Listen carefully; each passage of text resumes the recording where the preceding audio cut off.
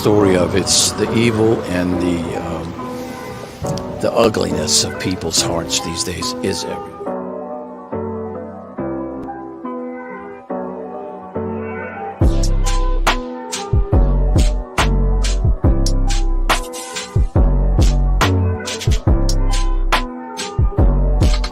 This is Franky Rose's Think Tank. Here's your host, Franky Rose. Right here. Welcome to the Think Tank, guys.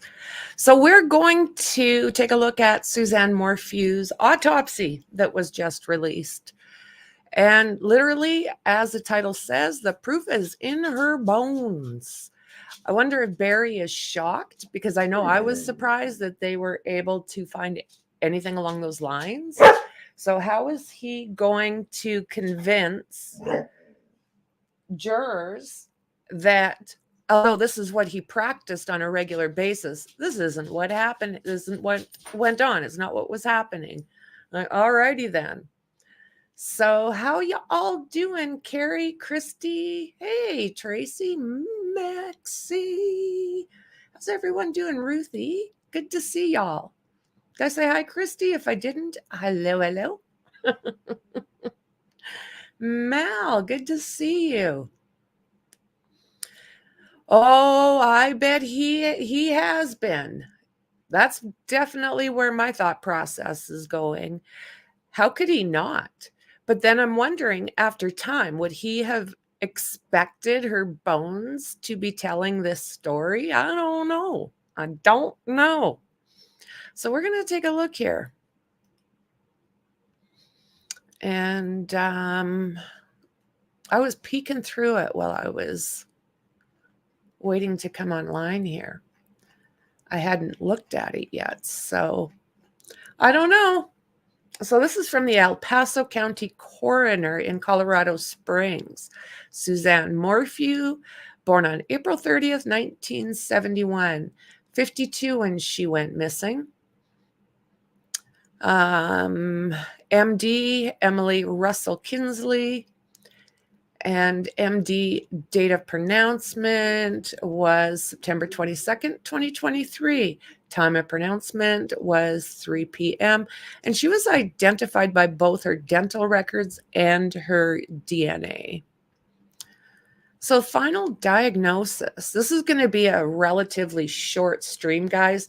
It's a small document. We'll take a look at this, and then we're going to take a look at an article or two if we can find anything that is new to us. So subscribe, like, and share, and let's get into this. So homicide by unspecified means in the setting of butrafenol,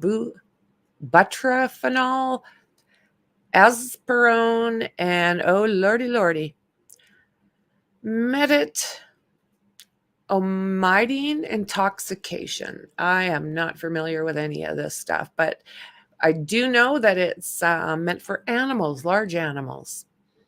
So A, reported history of recovery of a partial skeleton, medical report, and clothing scattered in and around a shallow grave in Saguache County. B, positive dental identification at the time of autopsy examination.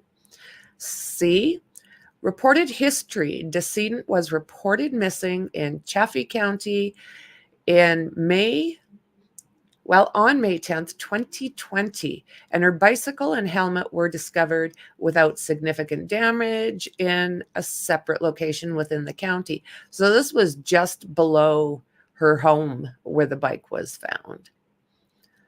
D, no indication of perimortem trauma.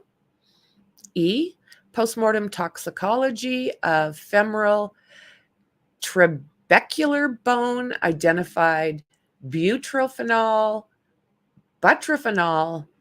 metabolites, azaperone, and metamizine. Lordy. So positive DNA identification, right and left femurs. Clinical history of decedent. She was receiving maintenance Rituxan chemotherapy after complete remission of recurrent follicular lymphoma. Based upon the information provided to me at the time of this report, it is my opinion that Suzanne Morphews, a 52-year-old white female, died as a result of homicide by unspecific means in the setting of, butyrophenol, azapirone, metamidine intoxication. Sorry, I'm massacring these guys.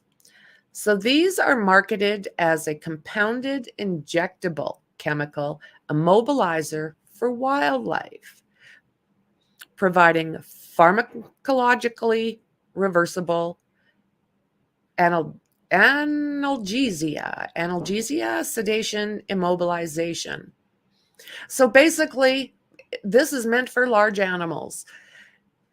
Barry was a hunter. He liked to take the antlers. So he was basically an antler hunter. He would go around and he would shoot this into the animal, and then he would take their racks.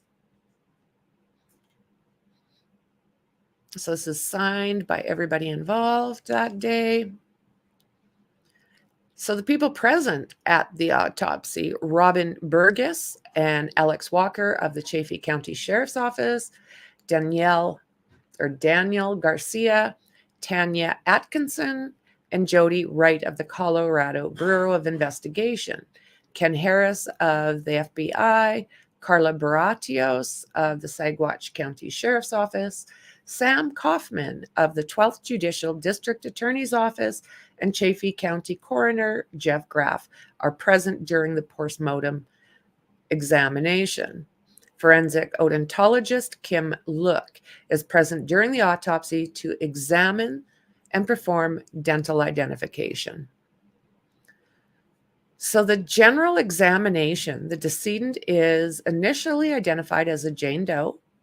Submitted for examination are 3 large paper bags that contain bones, 7 brown paper bags containing clothing, and 7 envelopes containing items to be described. The submitted items are radiographed. So the external examination: Jane Doe RN17, Saguache County, day 1. Jane Doe RN17, Saguache County, day 1, skull. So they've got her skull. Jane Doe RN17, Saguache County, day 2 and 3. 3 bags contained multiple human and non-human bones and fragments, dirt, and a wood fragment.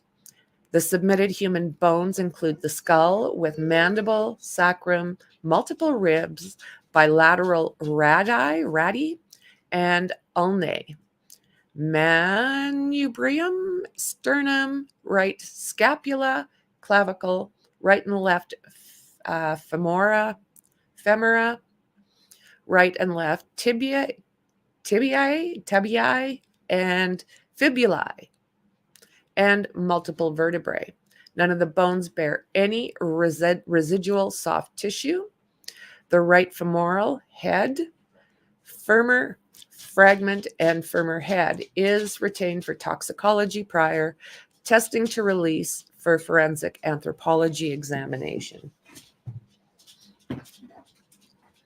Submitted in an envelope labeled 9-2423 HLS 11 2023-404 purple medical device grave.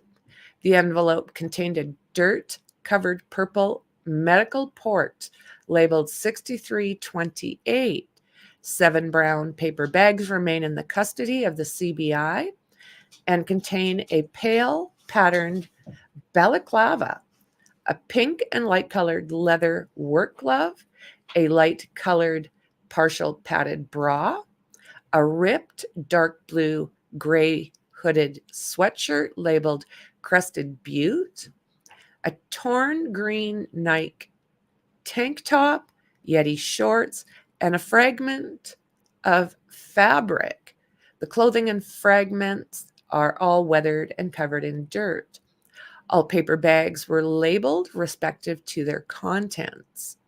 6 envelopes remain in the custody of CBI, contain 5 fabric fragments and 1 weathered bullet. I found that very interesting. 1 weathered bullet, and are labeled as such. So, evidence. The medical device is released to Chaffee County Sheriff's Office on September 27th, 2023. A disc of 2 x-rays is released from Dr. Kim Look, September 28th, 2023. TA-11 possible bones and TA-12 bones are received on September 29th, 2023 from CBI to be included with a collection of skeletal remains subsequently released to Dr. Diane France after receipt of the remains back to El Paso County Coroner's Office. These packages appear to have contained probable rocks. 3 teeth are released to CBI on October 3rd, 2023 for DNA testing. The skeletal remains are released to Dr. Diane France for forensic anthropology examination on October 3rd, 2023, and returned to El Paso County Coroner Office on December 27th, 2023. 1 paper bag containing 4 packets of botany bugs and 2 packages from Hoodie are received on January 16th, 2024 from Dr. Diane France. On January 17th, 2024, the femurs are sectioned at the proximal and distal metaphyses for toxicology and DNA samples. Right femur proximal, right femur distal, left femur proximal, left femur distal. Distal femurs, right femur distal on left femur distal, are released to CBI on January 22nd, 2024 for DNA testing, returned to the El Paso County Coroner's Office on April 3rd, 2024, and re-released to CBI on April 5th, 2024. And that's what we have. That's it. That's all. It's not a large document by any means. Suzanne Morphews died by homicide with tranquilizer chemicals present in her body, according to the autopsy report. And there is the arsehole there. The autopsy report in the passing of Suzanne Morphews shows that experts believe she was deleted by unspecified means, but that tranquilizer chemicals typically used on animals were found in her body. The autopsy reports from El Paso County Coroner released Monday says Suzanne was deleted by unspecified means in the setting of butyrophenol and azapirone and medetomidine intoxication. Oh, Lordy. These drugs are marketed as compounded injectable chemical immobilizer for wildlife, providing pharmacological, reversible analgesia, sedation, and immobilization. Morphews, who would have been 52 when her remains were found, was last seen alive on Mother's Day 2020. Her remains were located last fall near Moffat in Saguache County, in that vast, vast emptiness. The release of autopsy findings are all but certain to renew law enforcement's interest in Morphews' husband, Barry, who was previously charged with her M before the case was dropped. So, Barry Morphews' legal history. Barry Morphew was arrested for the M in 2021.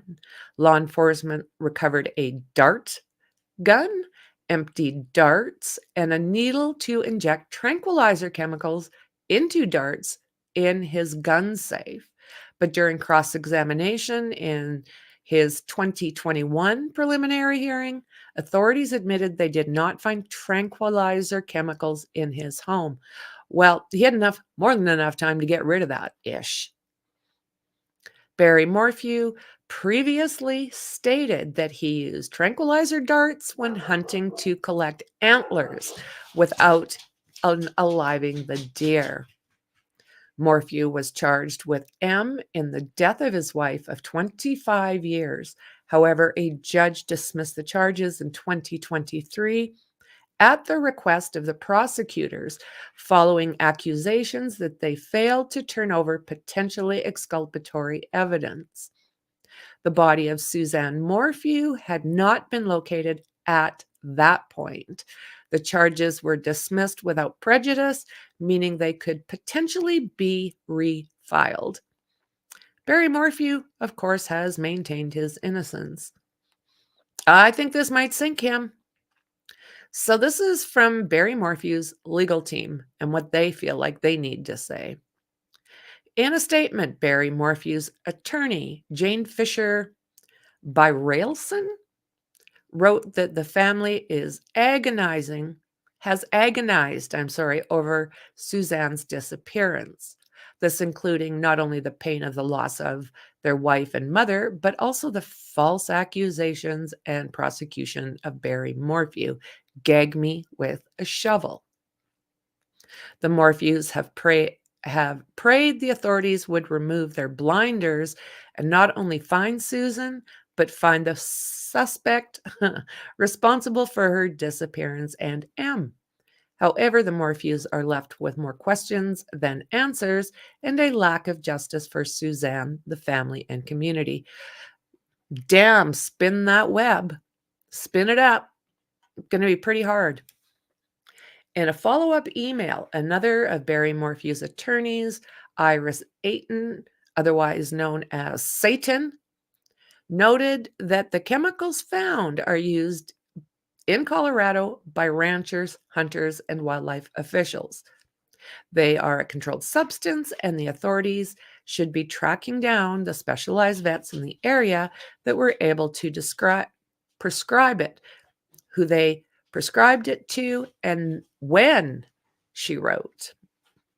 Yeah. How many people do you know that have this stuff in their homes? I've never heard of it before. I had no idea that it was even legal to knock down deers to take their horns. I didn't even know that was legal, let alone the fact that any hunter can just grab it. I'm pretty sure he did not expect this stuff to be found in her bones. I'm sure he is shocked and I hope terrified. The assertion that tranquilizers are used in hunting was challenged by a 33-year wildlife officer, Renzo Del Piccolo, who is retired from Colorado's Park and Wildlife. He told CPR News that he never once encountered a hunter using tranquilizer darts. Yes, see? Tranquilizers were commonly used by wildlife officials, but absolutely never heard of hunters using it. He retired back in 2020. He said the use of He said the use of tranquilizers for hunting is illegal. You certainly could delete the animal, harass the animal. You can run a risk to yourself because tranquilizers are dangerous to people, and that's why it's important to be trained in the use of them. Lordy, lordy. The disappearance of Suzanne Morphew and the investigation and arrest of her husband became a true crime sensation, featured on mainstream programs like 48 Hours and podcasts and YouTube shows. The director of Colorado Bureau of Investigation, Chris Schaefer, said in a statement that he understands the intense interest in this case. Oh, so do I. Like, what? The investigative team assembled to work this case continues to follow the evidence and only the evidence as we seek justice for Suzanne's death, Schaefer wrote. There we are. Clarification. I thought so.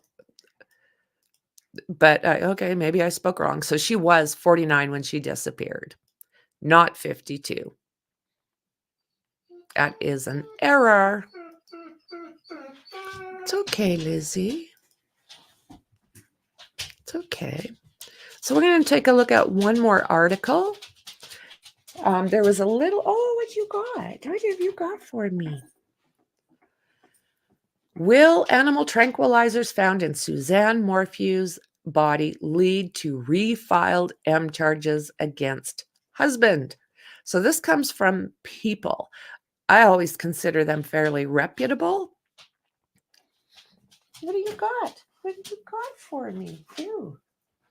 The girls need treats. Give me 2 seconds. And then they'll let me stream. Let me stream to these guys. Here you go, ladies. She's just beautiful. So the ruling that Suzanne Morphews' death was a homicide could mean prosecutors once again seek to file charges in connection with her case. It has been open since 2022. She is a mother of 2, and she went missing after allegedly going on a bike ride Mother's Day nearly 4 years ago. And then she was found last September in a shallow grave in Saguache County. A coroner's report reported by multiple outlets detailing the circumstances of Suzanne's death revealed that she was killed by undetermined means in the setting of butyrophenol, azapirone, and metamidine intoxication. The substances found in her system is a combination that's marketed as animal tranquilizers. And we just heard that that is illegal in Colorado.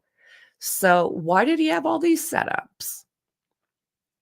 In May 2021, before her remains were found, Susan's husband, Barry Morphew, an avid hunter, was arrested and charged with her M in her case. But he was voraciously, I don't know today, guys, he denied strongly the allegations. There we are in 2022. And the charges were dropped, albeit without prejudice, again, meaning the prosecutors could decide to refile. I sure hope in hell they do. Years before the discovery of Suzanne's remains, authorities found a dart gun and materials used to inject tranquilizers into darts in Barry's gun safe. No tranquilizer chemicals were found in the home.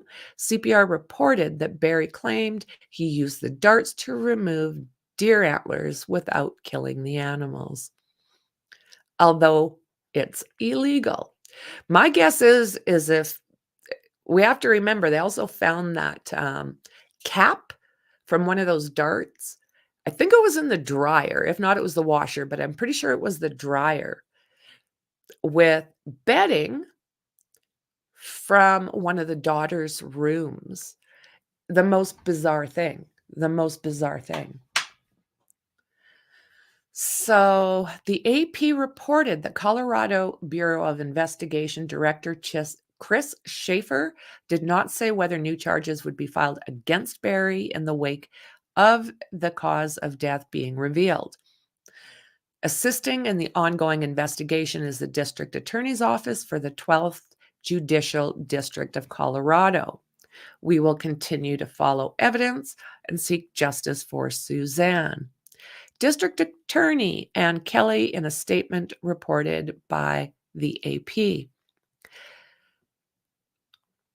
So Barry has previously said that prosecutors had tunnel vision when it came to him. No, I think probably more than anything, it was keeping their eye on the one person that had reason, means, opportunity, everything is this one man. This one man, no one else. Oh, Lordy. Beautiful woman and a dickwad. The Morphews have prayed the authorities will remove their blinders. The AP reported that an attorney for Barry claims the evidence suggests that someone else abducted and deleted Suzanne. Like shite. The attorney says Barry's tranquilizer gun was not working at the time of her disappearance. And that means what? That he couldn't walk around with the thing and use it with a plunger? Give me a break. So Barry's legal team has also claimed the tranquilizer found during Suzanne's autopsy is very common. Well, we just learned differently.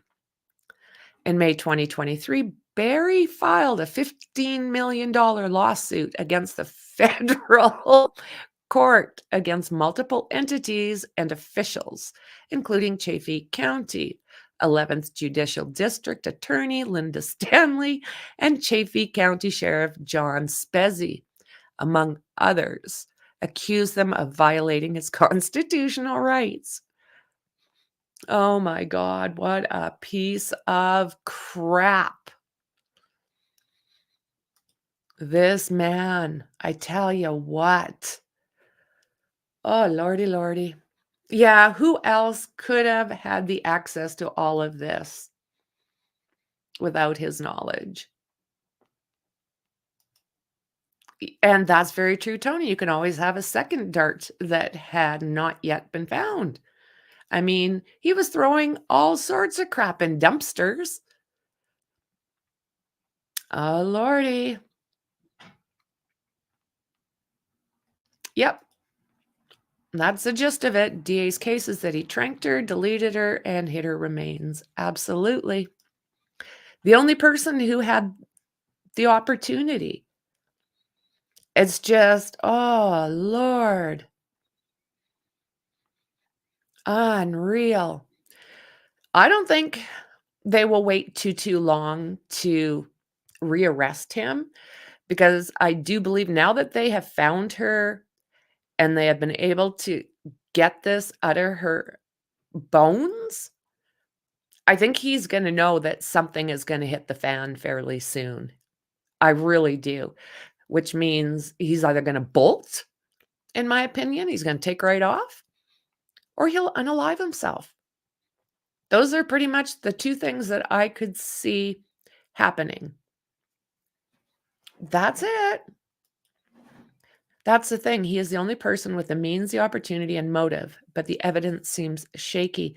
Well, they've got him running around his house the same day. He says he was out there getting squirrels, not chasing his wife around. You've seen that action all around the outside of that house because he was chasing squirrels. Well, his wife was what? Didn't he say she was relaxing and suntanning?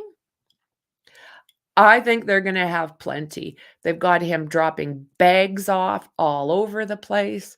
The only thing I think they need to find out yet is, did he use one of the girls' vehicle that did not have a little black box in it to trace his movements?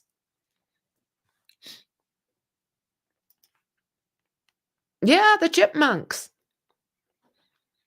I don't think a soul, Tracy. Yeah, the chipmunks. That's what he was doing. He wasn't chasing his wife around the house because he came home early that day, remember? And she had just finished talking to her boyfriend. And all of a sudden, he's running around the house, chasing chipmunks all of a sudden with a weapon.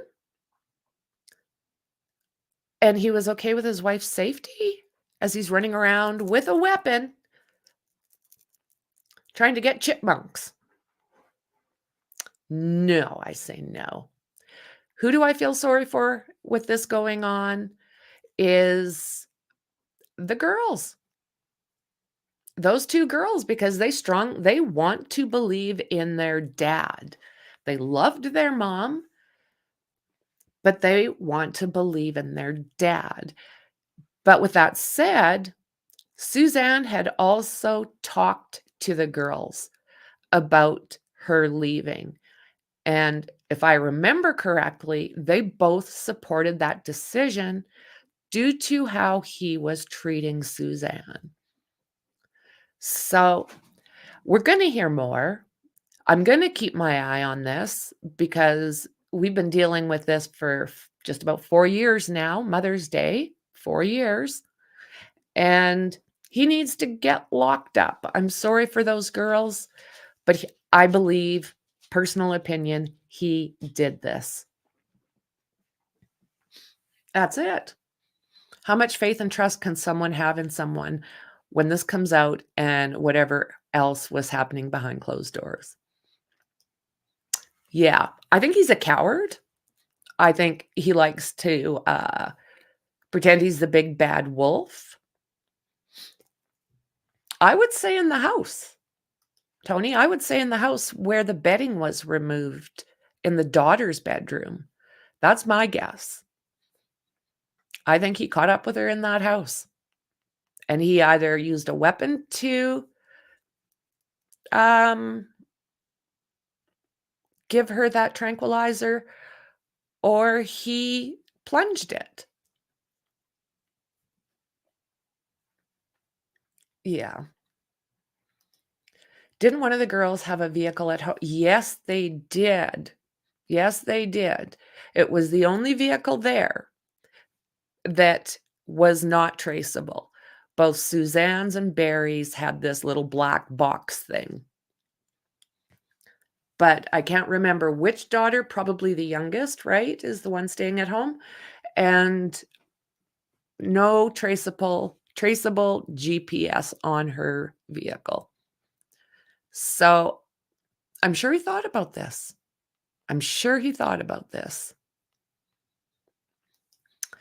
Some of the older ones, Tracy, that don't have those little black boxes in them, I can't remember what year it was that they started putting all this GPS and what have you into the vehicles. But the older vehicles, there's no little black box.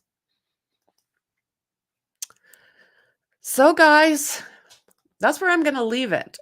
I want to go through, yeah, an older vehicle that you would buy a teenager. Exactly, friend. So keep your eyes peeled. Don't forget to subscribe, like, and share.